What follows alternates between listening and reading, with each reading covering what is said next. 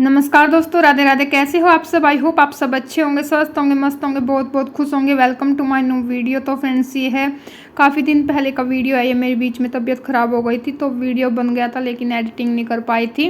तो अभी मेरी थोड़ी सी तबीयत ठीक है तो मैंने सोचा जो वीडियो बने हुए हैं इनको एडिटिंग करके अपना व्लॉग डाल देती हूँ। बच्चे चले गए थे स्कूल और धूप बहुत तेज़ निकली हुई थी, मैंने दिखाया आपको। उसके बाद तबीयत ख़राब चल रही थी, कुछ खाने का मन तो करता नहीं है। फिर मैंने साबूदाने की खीर रखी थी, मतलब साबूदाना भिगो के रखा था, तो थोड़ी सी खीर बना दी है। और पहले मैंने चाय बना ली थी, तो पहले मैं चाय बनाऊंगी तब तक खीर बन जाएगी। फिर उसके बाद मैंने खीर खाई। और यहाँ पर कपड़े भी हो गए थे काफ़ी सारे, मतलब प्रेस के जो फोल्ड करने के होते हैं वो तो मैंने रख दिए थे। बाकी ये जो प्रेस करने के थे ये रह गए थे और काफ़ी सारे हो गए हैं। प्रेस के भी कपड़े गर्मियों में वही है, काफ़ी सारे हो जाते हैं। तो यहाँ पे मैं कर रही हूँ प्रेस। और आज मैं आप लोग को एक कहानी सुनाऊंगी, मतलब मैंने अभी पढ़ी थी तो मैंने सोचा चलो आप लोग के साथ भी शेयर कर देती हूँ। कहानी का शीर्षक है कर्मों का फल यहीं भोगना पड़ता है, जैसा बोएंगे वैसा ही काटना पड़ेगा। एक बहुत बड़ा गांव था, उसमें एक किसान रहता था। उसके परिवार में उसकी पत्नी और एक लड़का था। कुछ सालों के बाद पत्नी की मृत्यु हो गई। उस समय लड़के की उम्र 9 साल की थी। किसान ने फिर दूसरी शादी कर ली। उस दूसरी पत्नी से भी किसान को एक पुत्र था। किसान की दूसरी पत्नी की भी कुछ समय बाद मृत्यु हो गई थी। किसान का बड़ा बेटा जो पहली पत्नी का था, जब शादी के योग्य हुआ तब किसान ने बड़े बेटे की शादी कर दी। फिर किसान की भी कुछ समय बाद मृत्यु हो गई। किसान का छोटा बेटा जो दूसरी पत्नी का था और पहली पत्नी से बड़ा बेटा था, दोनों साथ साथ रहते थे।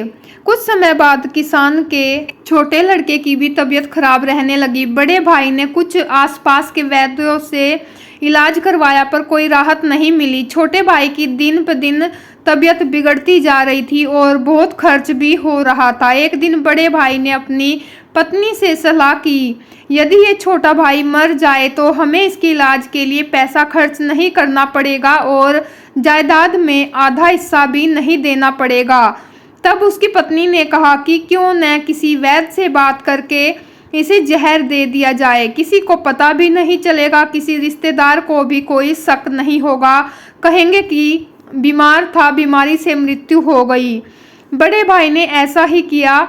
एक वैद्य से बात की, आप अपनी फीस बताओ, ऐसा करना, मेरा छोटा भाई बीमार है, उसको दवा के बहाने से जहर देना है।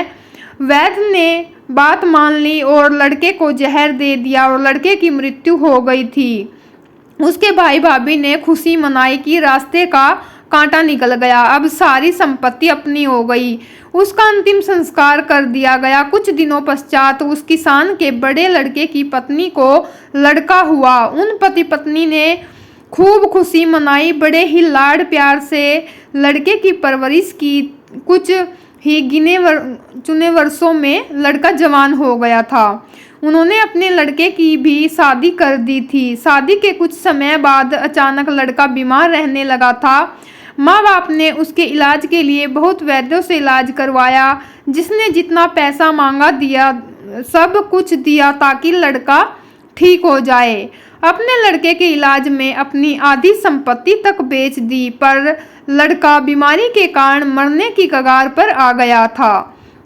शरीर इतना ज़्यादा कमज़ोर हो गया कि अस्थि पिंजर शेष रह गए थे। एक दिन लड़के को चारपाई पर लिटा रखा था और उसका पिता साथ में बैठा अपने पुत्र की ये दयनीय हालत देखकर दुखी होकर उसकी ओर देख रहा था। तभी लड़का अपने पिता से बोला कि भाई, अपना सब हिसाब हो गया, बस अब कफन और लकड़ी का हिसाब बाकी है, उसकी तैयारी कर लो।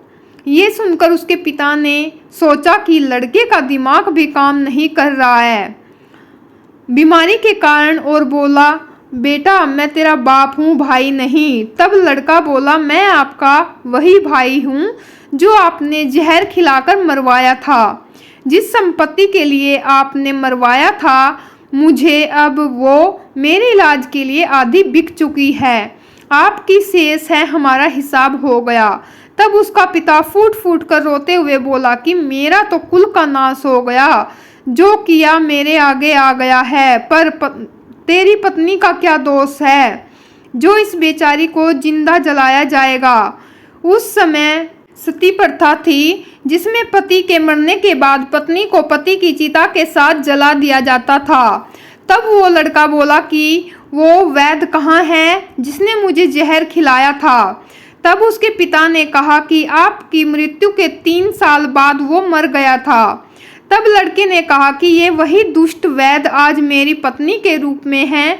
मेरे मरने पर इसे जिंदा जलाया जाएगा। हमारा जीवन जो उतार चढ़ाव से भरा है, इसके पीछे हमारे अपने ही कर्म होते हैं। हम जैसा बोएंगे वैसा ही काटना पड़ेगा। कर्म करो तो फल मिलता है, आज नहीं तो कल मिलता है। जितना गहरा अधिक हो कुआं, उतना मीठा जल मिलता है। जीवन के हर कठिन प्रश्न का जीवन से ही हल मिलता है। दोस्तों, अच्छे कर्म का फल हमेशा अच्छा ही मिलता है और बुरे कर्म करने वाले के साथ बुराई होता है। कर्मा लौटकर जरूर आता है, इसलिए हमेशा अच्छे कर्म करो। तो फ्रेंड्स, ये थी कहानी। आप लोगों को कैसी लगी कमेंट करके ज़रूर बताएं। मुझे तो बहुत अच्छी लगी, मैंने अभी पढ़ी थी तो मैंने सोचा आप लोग के साथ भी शेयर कर देती हूँ। तो बस यहाँ पर मैंने सारे कपड़ों पे जो है प्रेस कर दी है। अब इनको मैं उठा के रख देती हूँ अलमारी में। तो ये देखिए, ये मेरी अलमारी है, ये जितने भी कपड़े हैं मतलब सारे मेरे हैं। और आज मैंने अपनी अलमारी जो है सेट करी थी, तो यहाँ पर मैं वही दिखा रही थी। तो ये देखिए, बच्चे भी आ गए थे स्कूल से और यहाँ पे रिया जो है अपनी ड्राइंग कर रही है। बाकी स्कूल का होमवर्क हो चुका है इसका। और यहाँ पे अपना ये काम कर रहे थे बच्चे, तीनों ही कर रहे थे। उसके बाद थोड़ा सा दूध बच गया था तो मुझे निकालना था उसका मावा, क्योंकि ये पिछला दूध था, ये 1-2 दिन पहले का, तो फ्रिज में रखा था। तो मैंने सोचा इसका मावा निकाल लेती हूँ। इसके मैं बेसन के लड्डू बना लूँगी। तो आज की वीडियो में तो नहीं मैं दिखा पाऊँगी, नेक्स्ट वीडियो में दिखाऊँगी आपको। आज बस मैंने ये मावा निकाल के रख दिया था, लड्डू मैं इसके कल बनाऊँगी। तो ये देखिए, ये है अगले दिन का वीडियो है, मतलब ये नहीं, ये शाम का वीडियो है। शाम को है ना डेली मतलब धुआं कर देते हैं मच्छरों के लिए पूरी सोसाइटी में ऐसे। तो मैंने थोड़ा सा ये है वीडियो बना ली थी यहाँ से। और ये देखिए, ये अगले दिन का वीडियो है। मतलब यहाँ पे रिया की ड्रेस मंगाई थी मैंने ऑनलाइन, और ये रिया ने अपनी पसंद की मंगवाई थी, मतलब अपने आप सेलेक्ट की थी। तो फिर ये मैंने मंगवा दी थी, रिया को पसंद आ रही थी। तो यहाँ पे ये देखिए, ये टॉप है ऊपर का और बहुत अच्छा कपड़ा है, वाइट कलर में है। और ये मतलब आगे 2 लड़कियों का ये डिजाइन सा बना हुआ है और बाजू इसकी नेट में है। और मतलब बहुत अच्छा लगा, रिया को भी बहुत ज़्यादा पसंद आया और रिया जो है खुश हो गई थी। और एक और मतलब पैंट प्लाजो टाइप में है, एक पैंट एक वो मंगवाई थी और इसके साथ बहुत ज़्यादा मतलब अच्छी लग रही थी। अब रिया पहन के भी दिखाएगी इसको। ये तो हो गया ऊपर का टॉप, और ये हो गई ब्लैक कलर की पैंट। तो वाइट टॉप हो गया और ब्लैक कलर की पैंट। तो वाइट ब्लैक का कॉम्बिनेशन वैसे अच्छा रहता है। और ये अब देख रही थी, और कपड़ा भी मतलब काफ़ी अच्छा है दोनों का ही। अब ये पहन के दिखाएगी रिया कैसा लगा। ये मैंने ऑनलाइन मंगवाया है और 300 में, मतलब 300 में ऐसा है दोनों चीज़। हाँ, 150 की है, कुछ ऊपर नीचे है थोड़ा बहुत, मतलब नहीं तो 300 कुछ की आ गई ये दोनों ही चीज़। तो ये देखिए, रिया यहाँ पे पहन के आ चुकी है। पैंट में जो है नीचे कट लगे हुए हैं ऐसे, ये प्लाजो टाइप पैंट है, इसमें ऐसे कट लगे हुए हैं। कपड़ा भी अच्छा है, मतलब चलने वाली चीज़ है। और ये ऊपर देख लीजिए बाजू का डिजाइन टॉप का, और इसने अंदर कर लिया था। फिर मैं बोलने लगी, मैंने कहा इसको बाहर निकाल के दिखाओ कितना नीचा है और कैसा लग रहा है। और रिया जो है आज बहुत ही ज़्यादा खुश हो गई, इसको काफ़ी अच्छी लगी है ड्रेस। और दोनों का मतलब कॉम्बिनेशन भी देखिए अच्छा लग रहा है।